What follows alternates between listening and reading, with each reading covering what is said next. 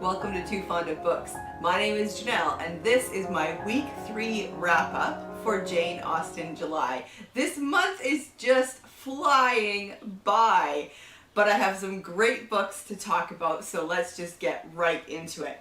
I finished The Mysteries of Udolpho by Anne Radcliffe, and I have to say, this was a long time coming because I started this for last Jane Austen July, and then I put it down for a long time, and it worked. I found an audio version, and that worked for me, and so I was finally able to finish it. It is quite long. It's like 700 pages long, but I liked it, but I didn't love it. It was too long. It took too long to get to the action, and then there was quite a lot of poetry interspersed in it, and I felt like that just took me out of the story. And also, I guess I'm going to get spoilery here, so I'm going to put spoilers on the screen. You know, it's called The Mysteries of Udolpho, and you know, I've been told that it's this gothic classic, and I was expecting all of this stuff to happen at the castle of Udolpho.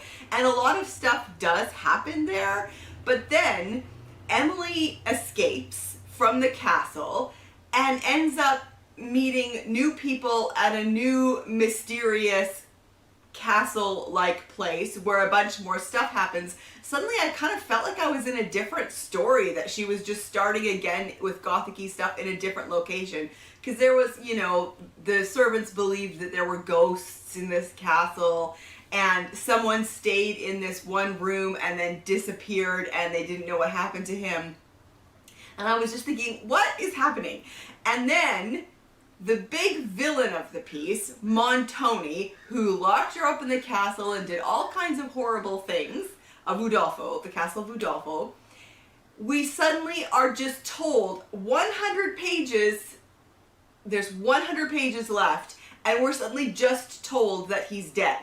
Off screen, we don't get any of it. Emily is just told all of a sudden that Udolpho is dead, and suddenly, great for her, she gets all her lands back. And that was so unsatisfying because he's such a great villain, and I just was like, nah. Anyways, it was very dissatisfying having Montoni killed off like that, but ultimately it was not that bad of a story. You know, I was interested to know how it was going to end. So anyway, I finally finished The Mysteries of Udolpho.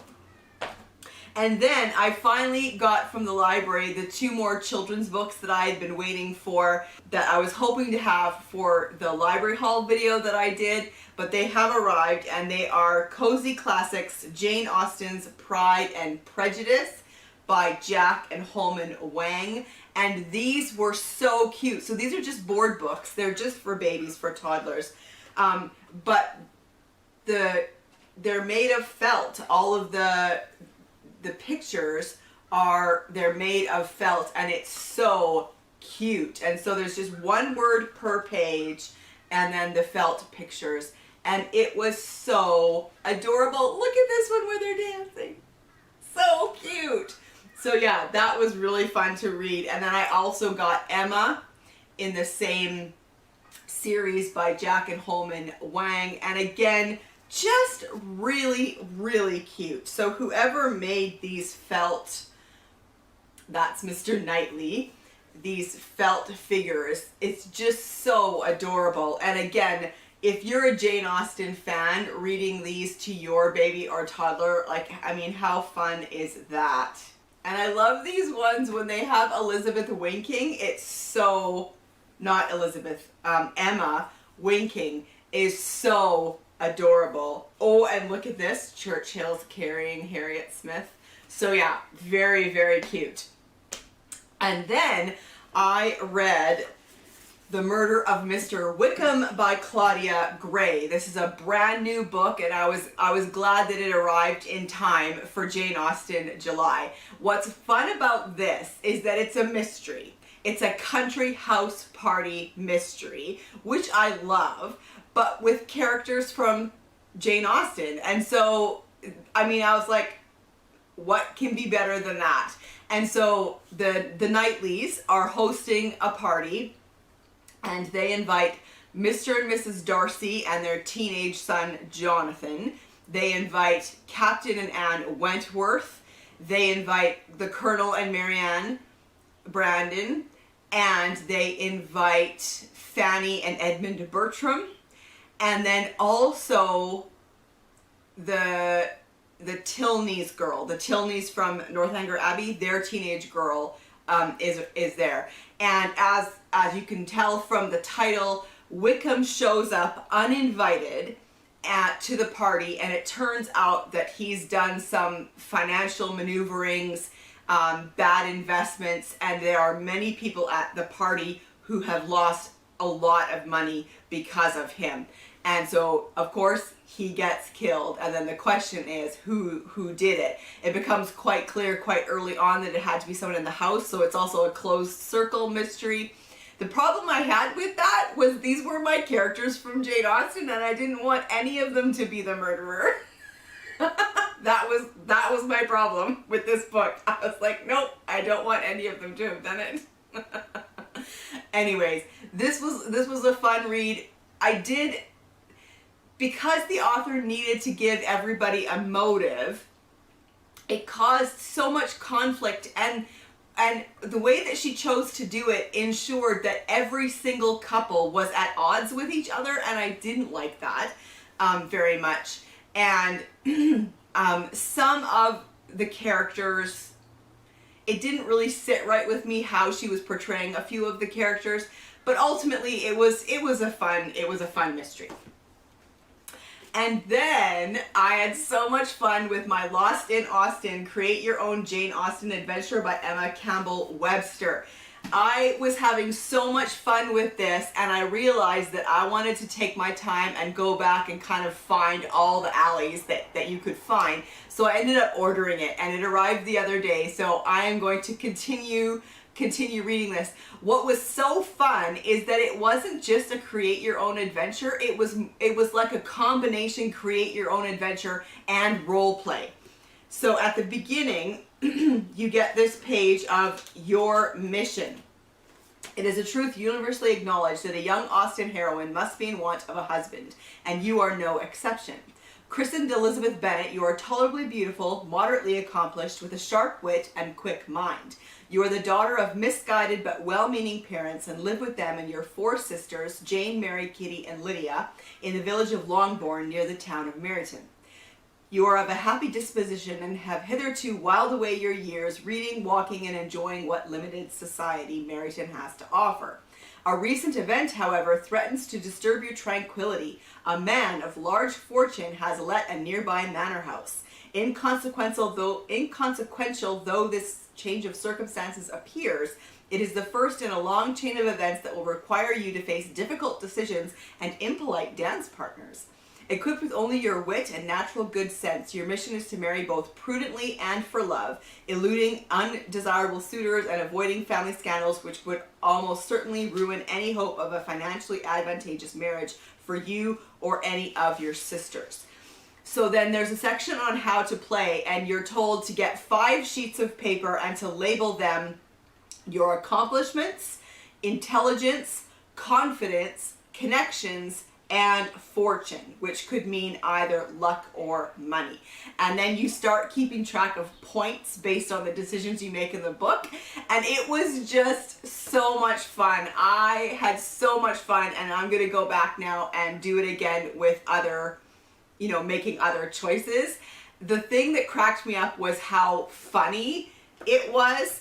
I made a choice right at the beginning that turned out to be a bad choice. So after my bad choice, it says, "That didn't take you long, did it? You have failed to complete your mission. You didn't even get near completing it. In fact, you deserve to be disfigured. Be ashamed." And so it was just very, very entertaining. I also looked through the Jane Austen Cookbook by Maggie Black and Deirdre LaFay. And I didn't find anything that I would want to attempt to make, but I did enjoy at the beginning, there was 2 sections. They have great illustrations too. And there was an introduction, and then they had domestic and social life in Jane Austen's time, a section on that, focusing, of course, on food. So when they ate and the types of meals that they had, which was really, really interesting. And then they also talked through the novels and the letters of Jane Austen, and they just kind of highlighted whenever food or dinner parties were mentioned. So it was really interesting. And then just this morning, I finished The Corinthian by Georgette Hare. This is for the prompt of reading, the new prompt of reading a historical set in that time period. So this is one of Georgette Hare's Regency romances, and it was just fun. It was just a lot of fun. There were disguises and elopements and highwaymen and Bow Street runners, and it was just a blast. I really enjoyed this. This was written in 1940, and I am definitely going to keep going and read more Georgette Hare. I also read Lady Susan. I finished a few days early. This is the second read-along for Jane Austen July that the hosts are hosting. And this was a reread for me. I love Lady Susan. This is an epistolary novel. All of it, except for the short conclusion at the end, is in letters, and you have to pay attention to who's writing to whom, otherwise it can get confusing. But it is amazing to me how well you can get to know the characters just through these letters. It's so good, and it's also really short. It's just a novella. It's like 65 pages or something, but so entertaining, because Lady Susan is not the heroine that you were expecting from Jane Austen. She is actually an anti-hero. You expect, if you've read any of Jane Austen's books, you kind of know what you're getting with a heroine. But with Lady Susan, you actually get an anti-heroine, which is a main character who does not portray the characteristics and qualities of a hero. And Lady Susan is manipulative, and yeah, she is just, oh, she's so great.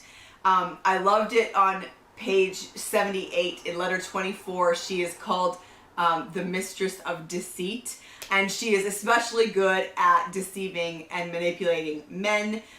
She is a good-looking widow with a daughter that she needs to marry off. But yeah, I did really enjoy this. I also thought it was so interesting because you get this impression from the letters that she assumes other people think and feel the way that she does, and so she doesn't understand. It seems she doesn't understand when people, when they behave properly. She doesn't get it because that's not how she would behave, and so that was very entertaining.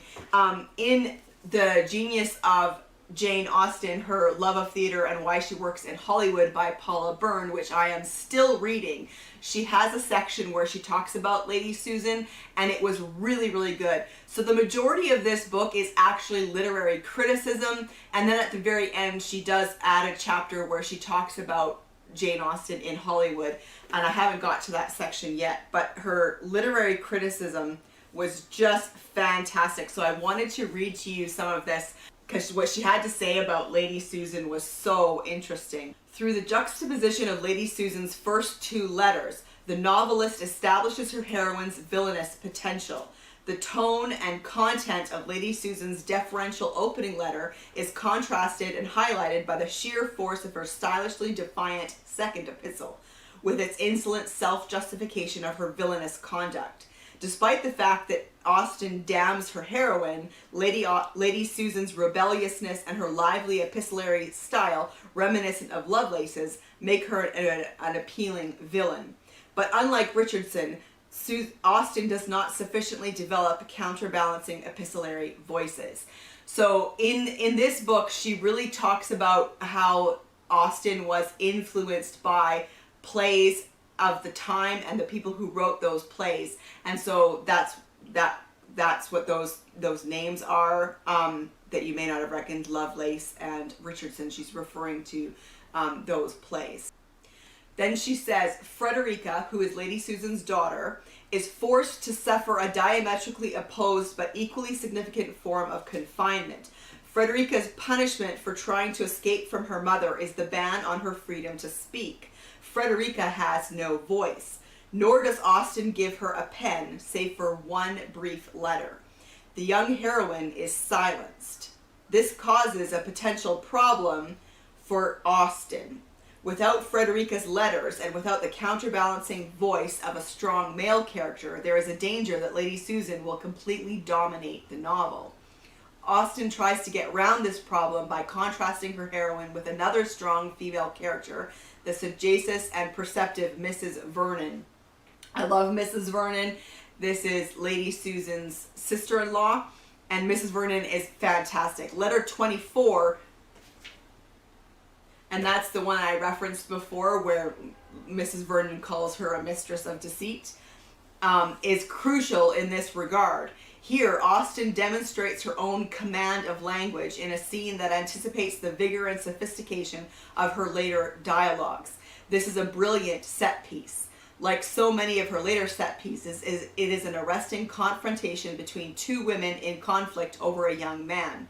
This motif reappears in the confrontation between Elinor Dashwood and Lucy Steele in Sense and Sensibility, and Elizabeth Bennet and Lady Catherine de Bourgh in Pride and Prejudice. The dispute is induced by Frederica's plea for help, the substance of her first and only letter. Austen establishes the tone of this dramatic confrontation by Lady Susan's exultant acknowledgement of her manipulative powers. Quote, "Did not I tell you," she said with a smile, "that your brother would not leave us after all?" End quote. Lady Susan is barely able to contain her derision at her daughter's guilelessness. Quote, "Had Frederica possessed the penetration, the abilities which I could have wished in my daughter, or had I even known her to possess so much as she does, I should not have been anxious for the match." End quote. Mrs. Vernon's defense of Frederica is equally spirited. Quote, "It is odd that you alone should be ignorant of your daughter's sense."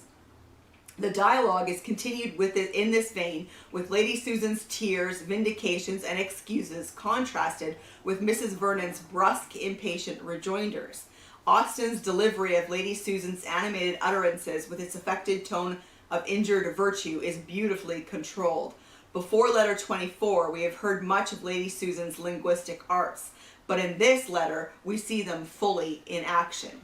Quote, "Can you possibly suppose that I was aware of her unhappiness, that it was my object to make my own child miserable, and that I had forbidden her speaking to you on the subject from a fear of your interrupting the diabolical scheme?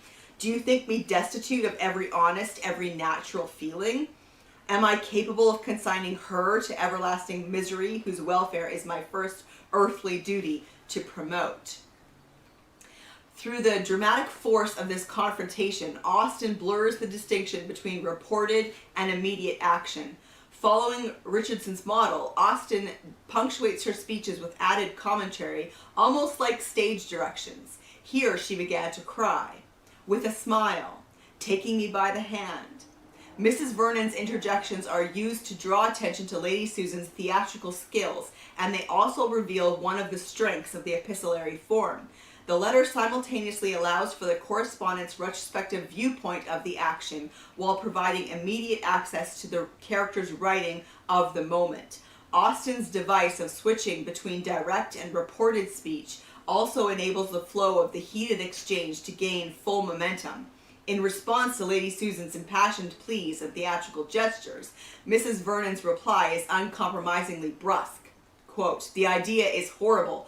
What then was your intention when you insisted on her silence?" Mrs. Vernon's resistance is, however, short-lived, and she is finally defeated by the sheer intellectual vigor of Lady Susan. That the day is the latter's is suggested in Lady Susan's closing barb. "Excuse me, my dearest sister, for thus trespassing on your time, but I owed it to my own character, and after this explanation, I trust I am in no danger of sinking in your opinion." Stunned by this final example of her opponent's effrontery, Mrs. Vernon, like all Lady Susan's enemies, including her own daughter, is reduced to silence. Quote, "It was the greatest stretch of forbearance I could practice. I could not have stopped myself had I begun. Lady Susan's following letter rejoices over this major victory. I call on you, my dear Alicia, for congratulations. I am again myself, gay and triumphant. Following the defeat of Mrs. Vernon, the pace of the novel increases with a series of short letters which serve to wind up the plot. There's just so much in there that is so fantastic. So yeah, that was some of what Paula Byrne had to say about Lady Susan. I do enjoy it. I love that it's so different from all of the other things that I have read by Jane Austen. I love that she gave us an anti-heroine and one that was she's so clever. She's really, really intelligent, but unfortunately very manipulative and morally questionable. So there you have it. That's what I have read this week for Jane Austen July. Let's chat in the comment section down below. Let me know if you've read any of these books or if any of them look intriguing to you. And I will see you for another video soon. Bye.